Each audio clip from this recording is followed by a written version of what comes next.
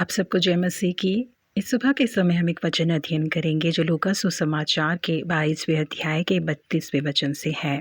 परंतु मैंने तेरे लिए विनती की कि तेरा विश्वास जाता ना रहे। क्या आप जानते हैं कि लाल खूबसूरत दिखने वाले क्रैनबेरी फ्रूट्स में से बेहतरीन बेरीज को कैसे चुना जाता है?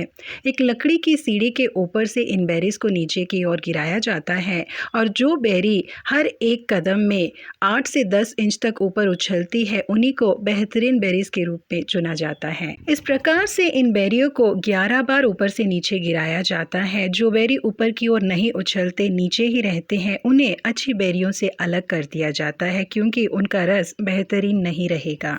बाकी फलों का अंदाज़ा भले ही हम उनके रंग से और उनकी सख्ती से लगा सकते हैं कि वो कितने बेहतरीन होंगे, परंतु क्रैनबेरी फ्रूट का यही एक रास्ता है कि उसे जितना नीचे गिराया जाए उससे वो कितना ऊपर उछलता है, उसी से उसकी बेहतरीन क्वालिटी पता चलेगी। जी हाँ प्रिय परमेश्वर के लोगों, बिल्कुल इसी प्रकार से जब हम अपने जीवन में किसी हार का सामना करते हैं तभी परमेश्वर पे हमारा विश्वास कितना है और उस गिरे हुए परिस्थिति से हम कितनी जल्दी उभर कर खड़े होते हैं, हमारे विश्वास की परीक्षा होती है। कई बार हमारे परिवार में किसी को गवा देना या आर्थिक मंदी आना, नौकरी ना मिल पाना या बच्चों की शादी में रुकावट आने जैसी परेशानियां और परीक्षाएं आ सकती हैं। ऐसी बातें हमारे अंदर एक मायूसी लेकर आ जाती है, परंतु हमें उस मायूसी भरी परिस्थिति में नहीं पड़े रहना चाहिए। परमेश्वर के वायदे वचनों को याद करके उन्हें परमेश्वर से मांगना चाहिए और उस परिस्थिति से उभर के आना चाहिए। अब्राहम को अपने जीवन में कई प्रकार की परीक्षाओं से होकर गुजरना पड़ा, यहाँ तक कि जब परमेश्वर ने अब्राहम से कहा कि वो अपने एक लौते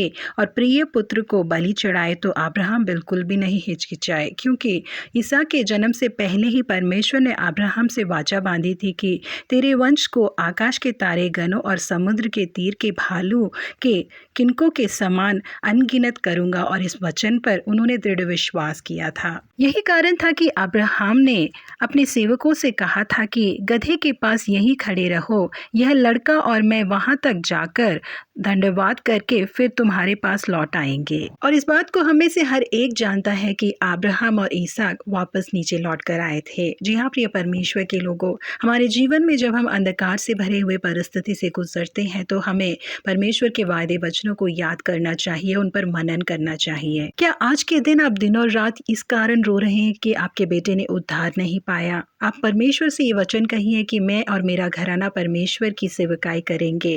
परमेश्वर निश्चय ही उस शैतान के हाथ को जो उसने आपके बेटे के ऊपर रखा है उसे हटा देंगे और आपके बेटे को उद्धार देंगे। क्या आपके डॉक्टर्स की रिपोर्ट आज कहते हैं कि आपको चंगाई नहीं मिल सकती? उसके कोड़े खाने से मैं चंगा होता हूँ, जो मुझे सामर्थ देता है उसमें मैं सब कुछ कर सकता हूँ कहकर खड़े होने की कोशिश कीजिए। अपने विश्वास का अंगीकार कीजिए। आप जितना अधिक परमेश्वर के वायदे वचनों को बोलते जाएंगे उनका सामर्थ आपको भरता जाएगा। जी हाँ, वो यीशु मसीह जिन्होंने पतरस के लिए प्रार्थना की थी कि उसका विश्वास न डगमगाए, आज हमारे लिए भी प्रार्थना कर रहे हैं। जब यीशु मसीह हमारे साथ है तो कोई भी मायूसी हमें तोड़ नहीं सकती। इसलिए जोश के साथ परमेश्वर के वायदे वचनों को अंगीकार कीजिए, अपने कार्यों को आरंभ कीजिए। परमेश्वर निश्चय ही हमें एक जीत प्रदान करेंगे। प्रभु आप सबों को आशीषित करे। Have a blessed day.